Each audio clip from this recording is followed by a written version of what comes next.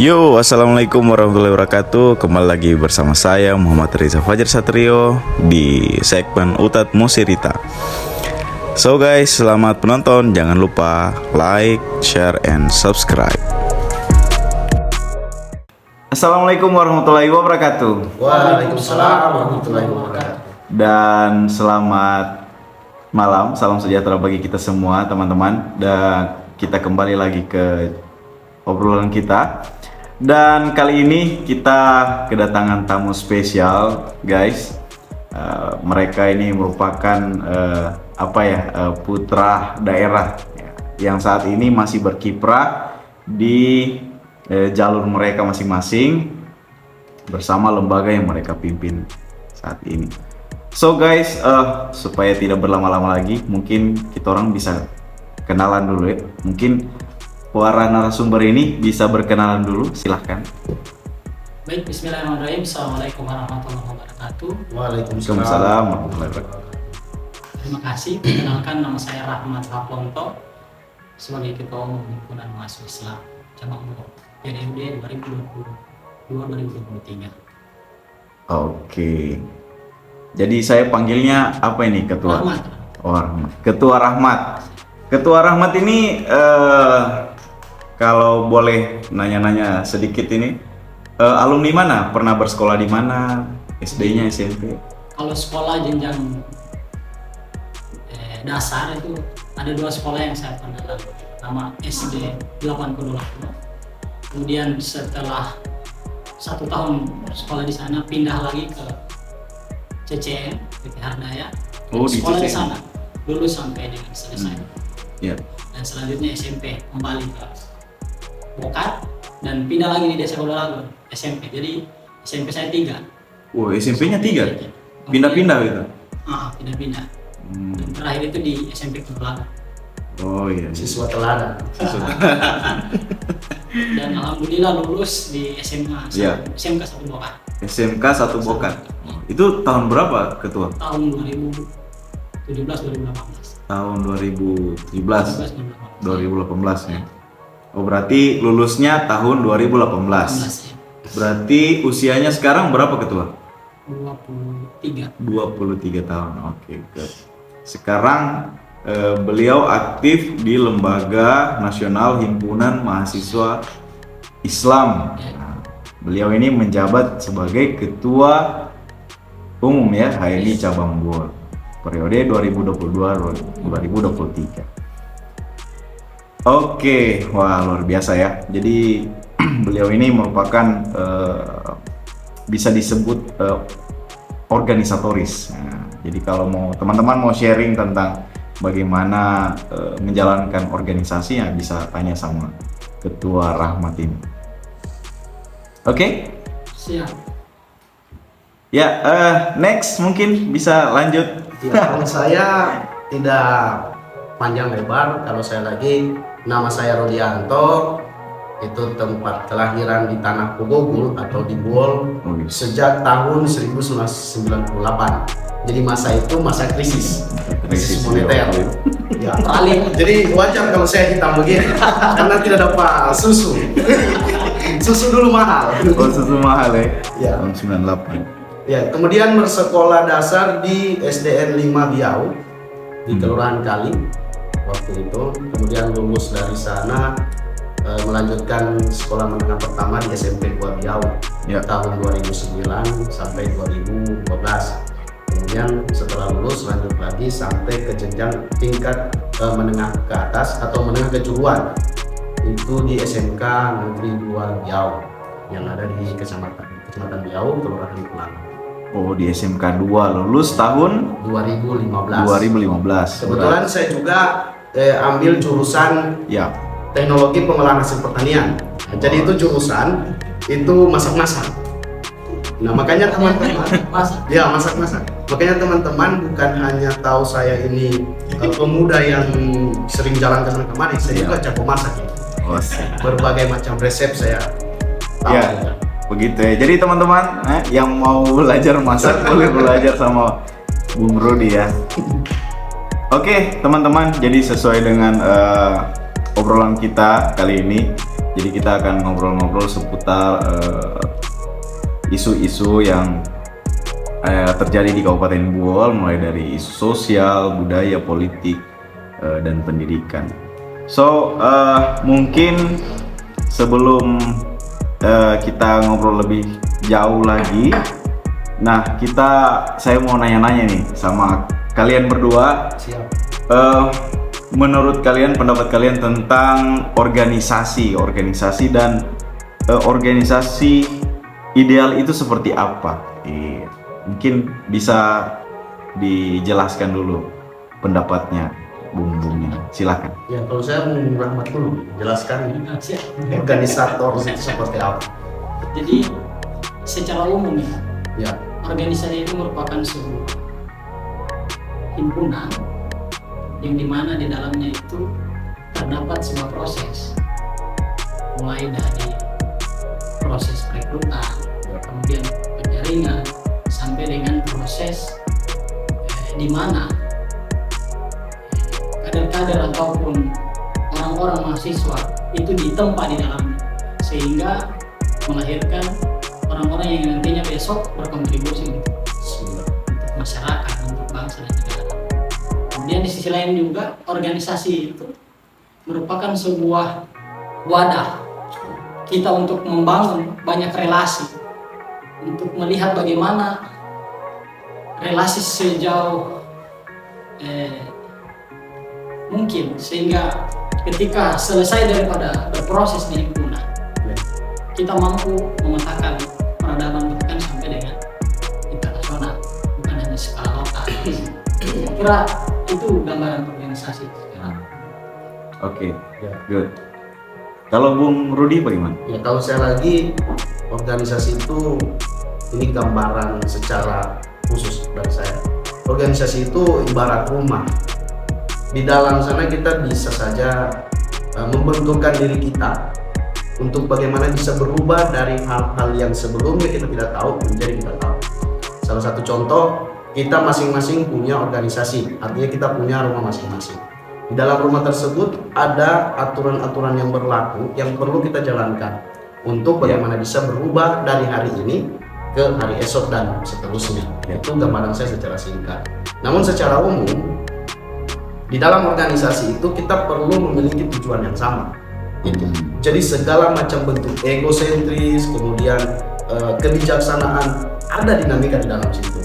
Bagaimana seorang pemimpin memiliki kebijaksanaan, ketegasan yang baik. Bagaimana seorang anggota menghilangkan egosentris atau egoisme di dalam dirinya untuk bisa mencapai tujuan yang sama. Jadi kalau saya secara singkatnya seperti itu. Berarti Bung Rudi, organisasi itu adalah semacam alat untuk mencapai tujuan bersama, begitu ya, Bung Rudi? Oke. Karena akhir-akhir ini dengan adanya perkembangan kan, majunya pesatnya perkembangan kan, orang menjadi skeptis melihat organisasi. Mereka merasa bahwa organisasi itu terlalu ribet kan. Mungkin bisa kasih statement singkat untuk bisa meyakinkan teman-teman di luar sana bahwa organisasi itu bagus begitu. Nah, dari Ketua Rahmat dulu bagaimana kira? Jadi memang sejauh ini kenapa terjadi skeptis dalam pemuda untuk berhimpun, khususnya dalam organisasi? Ini tidak lain merupakan daripada proses kemajuan zaman. Saya melihat dari sisi yang berbeda ya. Iya. Jadi kita melihat bahwa organisasi ini tidak mundur dan juga tidak tertinggal oleh zaman. Hanya saja kita belum mampu beradaptasi dengan kemajuan zaman, sehingga organisasi dianggap ketinggalan zaman. Padahal tidak, kita sendiri yang kurang beradaptasi dengan perkembangan zaman, sehingga skeptis itu terjadi di kalangan eksternal. Tetapi kita yang sudah berhimpun di organisasi itu merasakan bagaimana kontribusi organisasi terhadap kita. Bahkan kita mampu beradaptasi dengan zaman melalui tempaan yang kita dapat di organisasi. Iya. Oh ya, harusnya kalau untuk menghadapi perkembangan zaman Pak Ketua, harusnya terjun dalam dunia organisasi. Harus masuk dulu sehingga kita punya justifikasi bahwa ini organisasi. Oke. Nah, sebelum kita berdebat ini, saya banyak yang saya mau debatkan. Nah, dari Bung Rodi, kira-kira bagaimana statementnya tentang orang yang berpandangan skeptis terhadap organisasi? Kalau saya lagi sebenarnya tidak pada penyalahan sumber daya manusia ya. Hanya saja kalau saya lagi itu tugas saya sebagai seorang organisator untuk bagaimana bisa merangkul ataupun mengorganisir. Sama halnya begini, ada beberapa salah satu filsuf mengatakan keadaan sosial yang akan menentukan kesadaran sosial. Ya. Kemudian sebaliknya kesadaran sosial yang akan menentukan keadaan sosial. Kesadaran sosial saya ketika saya masuk organisasi, maka perubahan SDM bisa terbentuk di situ. Misalnya persoalan intelektual, persoalan public speaking dan lain sebagainya. Ya. Nah, bagaimana kesadaran sosial itu bisa merubah keadaan sosial? Keadaan sosial tentang kepemudaan, pemuda yang acuh tak acuh, yang apatis dengan organisatoris misalnya. Itu bagaimana kita bisa bentuk atau kita bisa rangkul untuk bagaimana sama-sama masuk dalam dunia organisasi, kemudian bisa merubah kesadaran sosial tersebut. Jadi kalau saya lagi ke situ, ke persoalan tugas kita sebagai seorang organisator untuk merangkul ataupun mengorganisir setiap kalangan pemuda yang apatis dengan organisasi. Seperti itu kira-kira. Ya, berarti ini lebih ke internalisasi ya, lebih ke internalnya. Bagaimana SDM di dalam bisa merangkul teman-teman yang masih mungkin belum terakomodir atau belum paham tentang bagaimana asiknya berorganisasi. Ya, Jadi karena rata-rata hasil daripada tempahan organisasi yang membuat orang skeptis itu karena kader-kader yang hanya sekedar kader, ya, tapi betul. tidak mengikuti jenjang proses yang ada di dalam. Betul. Sehingga ketika dia keluar membawa momok yang buruk bagi organisasi, ya, sehingga betul. orang lain memandang organisasi tidak lagi menjadi kebutuhan hari ini. Padahal Saya kira oknum ya, lebih ke Ya. oknum bukan personal. ke lembaganya ya. Padahal ada kalimat yang sering kita dengar dulu, Iya. itu dalam organisasi ada yang namanya terbentur dulu, terbentur, sampai terbentuk. Nah, padahal itu bisa jadi kita. Oh, saya kira terbentur terusnya nih. Kalau terbentur terus bonyok. Berarti belum tuntas. Oke guys, jadi sebelum kita lebih serius ini ya, mungkin bisa ngopi-ngopi dulu. Siap. Iya, ngopi-ngopi dulu ya. Ketua Rumi. Nah, sambil menikmati kopinya, kita lagi di BOL ini kemarin kan kita ada momentum spesial ya, karena ada di momen dimana Kabupaten BOL ulang tahun ya, yang ke-20.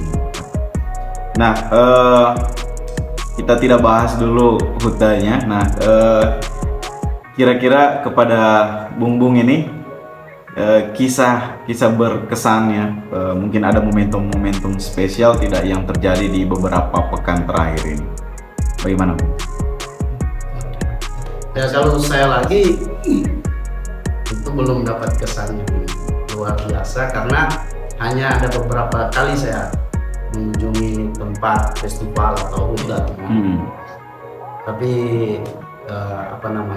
saya berkunjung itu karena ada teman yang betul-betul ingin sekali ketemu gitu. Oh, jadi waktu momen-momen spesial ini akhir-akhir ini jarang keluar ya? Jarang keluar kalau untuk ke festival atau ke tempat-tempat keramaian. Karena biasanya dengan kondisi seperti ini kadang merasa sepi itu di tempat keramaian. Asik. Buat Ketua Rahmat bagaimana? Ada momen spesial tidak? Sejauh ini memang belum ada spesial, cuma memang banyak agenda yang harusnya kita bisa selesaikan dari konferensi dan lain sebagainya.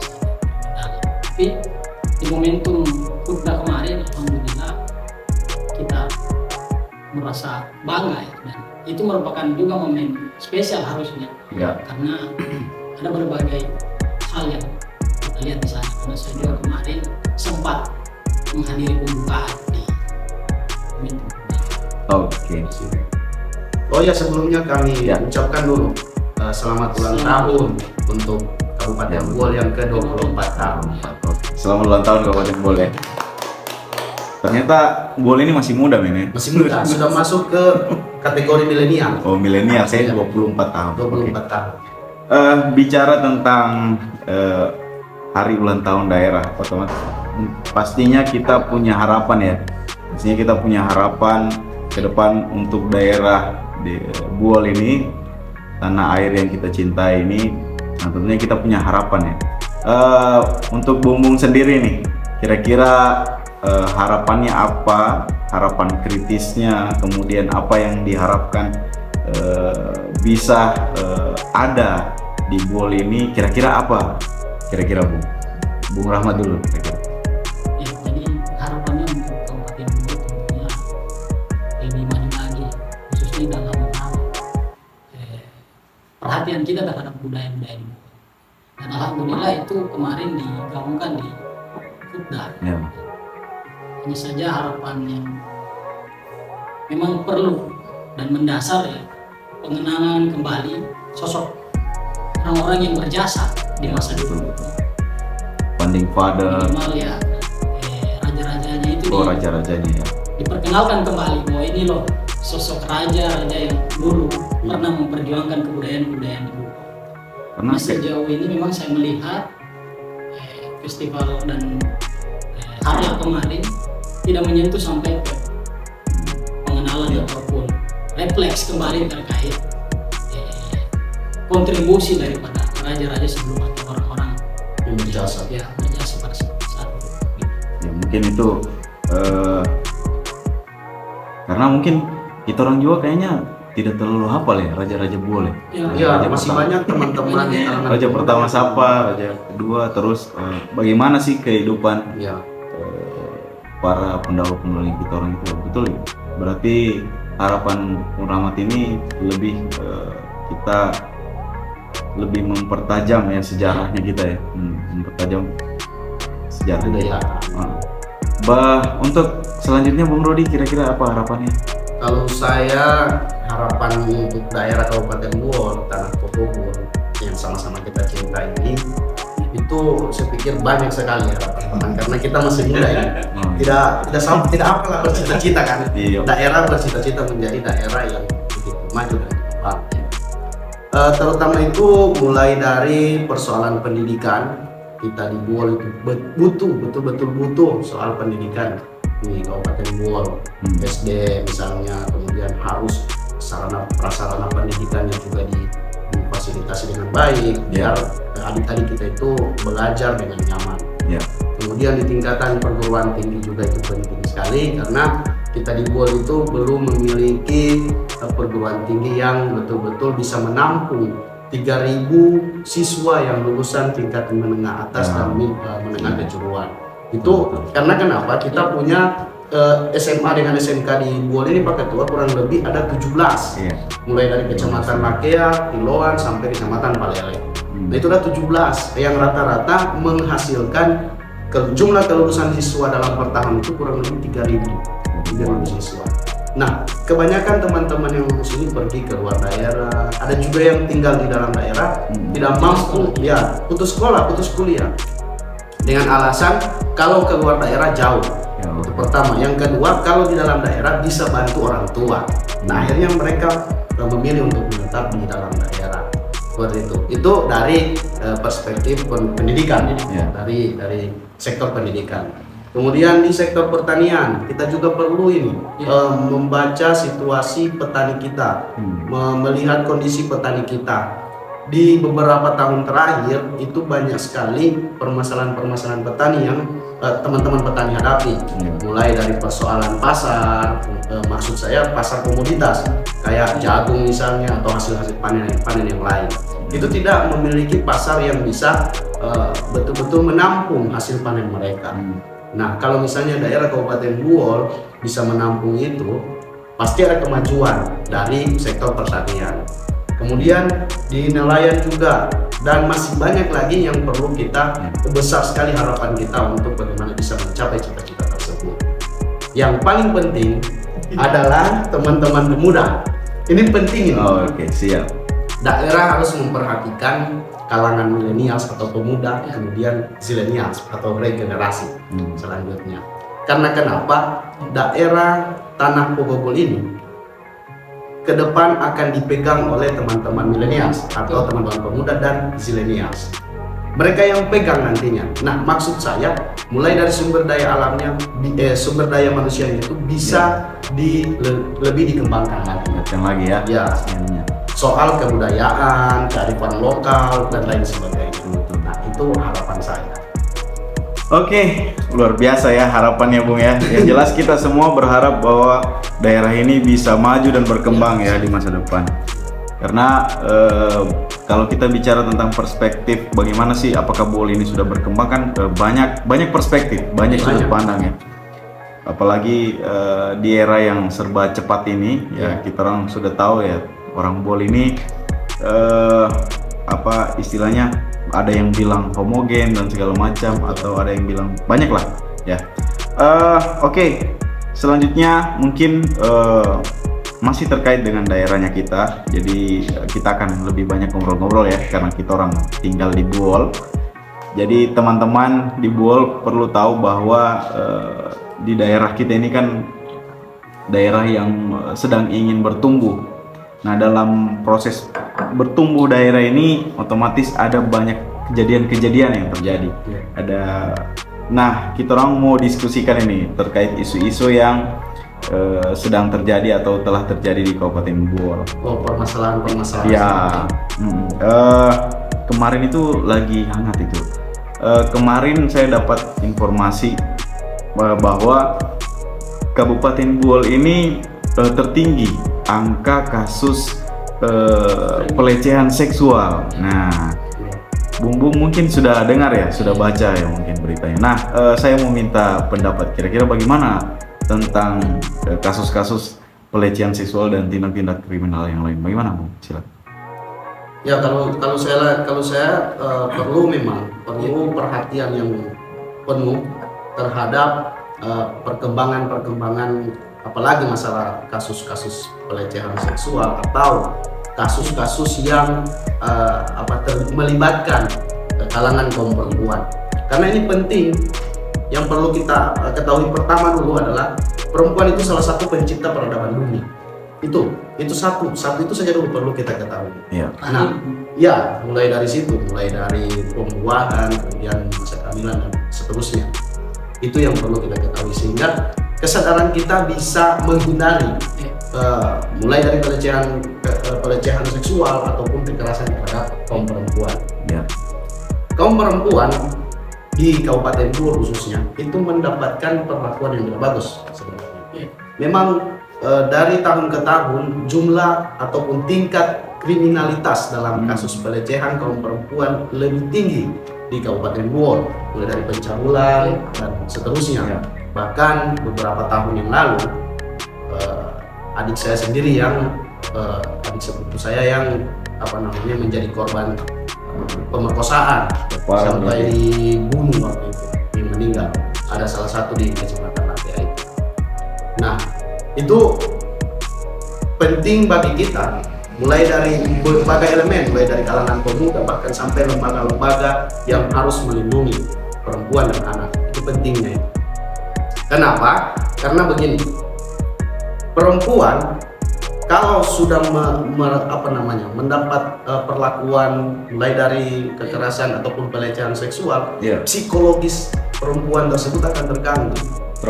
Trauma, bahkan sampai fobia. Itu kalau misalnya sudah tingkat fobia, sudah masalah itu. Nah, artinya akan semakin benci dengan kaum laki-laki atau kaum adam. Nah, ini bisa ada korelasi. Betul. Jadi kita berharap jangan sampai kejadian. Jangan sampai. Nah, jadi jadi PR-nya kita itu mulai dari teman-teman organisator, teman-teman pemuda itu mengkampanyekan untuk bagaimana bisa menghentikan mulai dari kriminalisasi terhadap kaum perempuan, kemudian pelecehan kaum perempuan dan kekerasan kaum perempuan. Itu penting kita kampanyekan untuk bagaimana bisa stop sudah. Jadi tidak perlu lagi ada hal-hal atau masalah-masalah seperti itu terjadi, apalagi di daerahnya kita. Seperti itu. Betul. Bagaimana kalau tanggapannya Bung Rahmat soal itu? Barangkali ada tanggapan yang berbeda. Ini seperti semakin hari semakin tahun ini di Bogor ini angka kekerasan terhadap anak dan perempuan itu meningkat. Memang harus perlu kita dengan itu Pak, penanganan serius dalam hal ini mulai dari dini untuk kita cegah aktivitas ini terjadi di masyarakat. Betul. Harusnya kita menengok program-program pemerintah karena kita ketahui bahwa pemerintah sudah berupaya mungkin untuk mencegah daripada, tapi pencegahannya dalam bentuk sosialisasi, edukasi. Maka harusnya perlu program. Kayak kemarin misalnya ada program ketika orang menikah siap hamil. Jadi harusnya ada juga program ketika orang punya anak siap menolak untuk dinikahkan. Pelecehan seksual. Pelecehan seksual. Jadi ada semacam sertifikatnya sehingga juga orang harus kan gitu, karena orang rata-rata perlu itu. Iya betul. Karena sama dengan kita punya identitas tapi tidak punya tanda bukti. Dalam hal ini saya kartu. Maka kartu ini sebagai pendorong semangat untuk melakukan perubahan itu. Saya kira seperti itu. Program bagus ini ya. Program bagus. Jadi semua harus terlisensi ya. Nah tapi ada yang menarik ini, Bung. Dalam fenomena kekerasan seksual ini banyak terjadi dilema. Selain kasusnya ini, kalau kita lihat ini kan sebenarnya bom waktu. Sebenarnya ini kan pelecehan begini kan sudah terjadi jauh-jauh, beberapa puluh tahun yang lalu mungkin sudah ada di Bohol toh. Mungkin ini jadi kayak bom waktu meledak sekarang. Akhirnya Bohol masuk di salah satu wilayah tertinggi di Sulawesi Tengah untuk kasus kekerasan dan pelecehan seksual. Nah, yang menariknya dilemanya adalah yang pertama para pendamping, kemudian yang mediasi atau yang membantu proses-proses hukumnya itu terhalangi oleh masyarakat dan keluarga masyarakat awam dan keluarga yang mungkin masih awam terhadap pendidikan atau pengetahuan tentang itu. Nah, itu bagaimana menurutnya teman-teman? Solusinya kira-kira? Jadi sebetulnya terkait itu bukan tidak tahu ya. Kita semua sudah tahu bahwa ada hal-hal yang memang tadi bahwa kekerasan seksual ataupun pelecehan itu tidak boleh, tidak baik dalam agama. Sistem negara kita itu melarang itu. Harusnya perlu ada upaya untuk mencegah, tidak sampai memperhatikan. Jadi mulai dari dini kita edukasi. Berarti peran semata-mata untuk kita mencegah secara berturut tapi minimal ada hal-hal yang fundamental untuk dipersiapkan. Kalau saya lagi penting sebenarnya bentuk penyadaran. Kayak saya sampaikan tadi bahwa kita salah satu tugas kita sebagai seorang organisator itu membentuk atau memberikan penyadaran seluas-luasnya. Persoalannya begini, yang harus kita berikan penyadaran itu adalah kita kaum laki-laki. Kenapa? Dalam ilmu feminis, yang saya kutip itu ada namanya ethics of care. Ethics of care itu etika kepedulian. Nah, kalau etika kepedulian itu kita libatkan sama kaum perempuan, maka akan terhindar itu yang namanya kekerasan ataupun pelecehan seksual di kalangan kaum perempuan. Nah, di dalam ilmu feminis ini penting sekali kita mempelajari bahwa ada perlindungan di situ terhadap kaum perempuan. Feminisme itu kan paham tentang perjuangannya kaum perempuan. Itu sudah ada dari dulu sejak tahun 1900-an perjuangan tersebut. Nah, perjuangan feminis tadi itu tidak berhenti sampai di tahun-tahun sebelumnya. Itu akan terus berlanjut karena panjang ini masalah pembebasan ataupun kemerdekaan kaum perempuan, mulai dari hak berekspresi, kemudian dan lain sebagainya.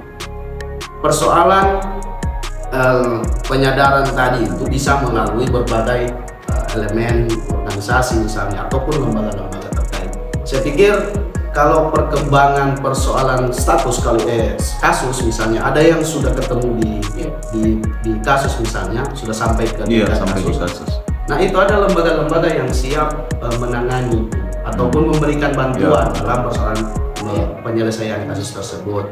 Misalnya kayak kita di daerah Kabupaten Buol ini ada itu lembaga bantuan hukum, ya. misalnya kayak lembaga bantuan hukum Sulteng cabang Buol. Nah itu bisa memberikan edukasi ataupun pendampingan hukum untuk menyelesaikan kasus-kasus tersebut, tapi dengan syarat-syarat, karena pasti ada memiliki syaratnya itu Ya. untuk penyelesaian.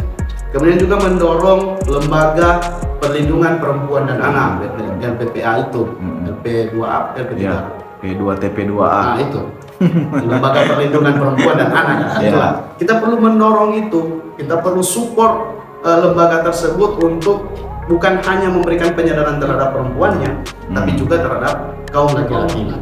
Jadi seperti itu. Cuma memang situasi sekarang kan kita masih kayak kesenjangannya kita orang dengan lembaga-lembaga begitu kan masih jauh ya teman-teman ya, masih maksudnya komunikasinya belum terlalu intens ya. Jadi kita orang juga tidak update begitu. Apa sih sebenarnya yang terjadi ini? Betul. Apa yang jadi keinginan dinas atau lembaga kan ke kitanya. Nah, kita mungkin ke depan kita mereka ya, dan kita juga harus lebih intens komunikasi. Ini sebenarnya tinggal dikomunikasikan. Karena begini, kalau misalnya kita bicara soal diskriminasi atau pelecehan terhadap kaum perempuan, sebenarnya itu besar dan banyak, dan bahkan ada hal-hal yang tidak masuk dalam pikirannya kita, bahwa kita sering melakukan pelecehan terhadap perempuan. Salah satunya itu diskriminatif. Diskriminatif. Kemudian gambaran paling sederhana itu, misalnya begini, ada perempuan temannya kita, perempuan lewat atau orang yang kita tidak kenal lewat depannya kita, terus kita nah itu bagi saya itu salah satu bentuk pelecehan dan juga diskriminatif. Itu lagi di lagi rame itu di perbincangan tentang bentuk-bentuk pelecehan seksual. Memang kesulitannya kita ini dalam mendeteksi mana semua yang misalnya hal-hal yang masuk dalam pelecehan seksual. Deteksi sebelum terjadi itu kesulitannya kita di sini. Nah, betul. Mencegah ya, dalam usaha-usaha edukasi hukum. Betul.